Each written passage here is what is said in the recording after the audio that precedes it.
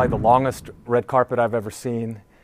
Very good treatment, and very little came out of it. For Vladimir Putin, this summit was not about making peace in Ukraine. It was about making peace with the United States, or maybe just with Donald Trump. I think this summit was very productive for Vladimir Putin. So just a little bit more than a week ago, he was threatened with new U.S. sanctions unless he agreed to a ceasefire. And here we are just a little bit more than a week later, and he's had a full-scale summit at a U.S. Air Force base in Alaska with the U.S. president, probably the longest red carpet I've ever seen. Very good treatment, and very little came out of it. I think it's important to understand that for Vladimir Putin, this summit was not about making peace in Ukraine. It was about making peace with the United States, or maybe just with Donald Trump. So he accomplished that. He made his peace with Donald Trump, and his goal is to separate the Ukraine conflict from bilateral U.S.-Russian relations. It certainly looks like there's been a shift in Donald Trump's position, but we've seen this movie before. Back in May, Donald Trump was demanding an immediate ceasefire, threatening sanctions, and then he had a 2-hour phone call with Vladimir Putin, and he changed his tune and started saying that instead negotiations should begin, which was exactly the position that Vladimir Putin was advocating. So today we see something very similar, a threat of sanctions, demands for an immediate ceasefire, and then after a long conversation with Vladimir Putin, echoes of what Putin wants, namely a grand peace agreement and a ceasefire as only part of that. What else they might see on the horizon in Eastern Europe. So if you... the order is very important for Ukraine. Ukraine wants an immediate ceasefire and then talks to begin, whereas the Russians want the reverse order. They would like to have an agreement in place, and the ceasefire is only part of that. And what does this do? This gives Russia the ability to keep on making facts, creating facts on the battlefield while negotiations continue, and it also gives them the option of dragging out negotiations. Right? Yeah. This is. We have nothing to do with this.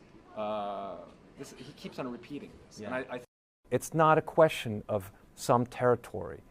Ukraine will be able to accept the de facto occupation of some territory for an undetermined amount of time. Ukraine will not be able to, of course, accept recognizing that in a legal sense. But most importantly are these security guarantees. How do they know that Russia will not attack them again? And this is the main sticking point. We're hearing different things about what was talked about, but I am sure that they have not reached an agreement on this point with Vladimir Putin. I think there is a very big possibility that Volodymyr Zelensky will be offered a poison chalice when he comes to the White House on Monday. It's possible that Donald Trump will say, "This is what I've agreed with Vladimir Putin. This is a reasonable agreement, and we now need your signature on it." And that Volodymyr Zelensky will be put before this dilemma. He can either agree to a deal that is most probably disadvantageous to Ukraine, or he can walk away from it, in which case the United States may say that they are washing their hands of this peace process and may see a justification in ending U.S. support for Ukraine. Well, the president certainly said that, at least on Truth Social. Whether that's a firm commitment by the government, unclear. It does make the task much more difficult. A ceasefire can be temporary. It doesn't have to solve all of the problems that are outstanding between the two countries, but it would accomplish what Trump keeps coming back to, which is to stop the killing. Coming up with a complete agreement requires not just stabilizing the front lines, but making an agreement about any territory swaps, which are very controversial, about sanctions, and about war crimes, about the return of any citizens that have been taken. There are just a lot of issues on the table that would need to be solved. And so that task is much more difficult. The course of the summit was a surprise. The meeting was supposed to go on for 6 or so hours. It went on for about 3. The press conference was called very quickly. There was a huge scramble by the journalists. Then it ended without any questions, and Putin then got on his airplane and went home.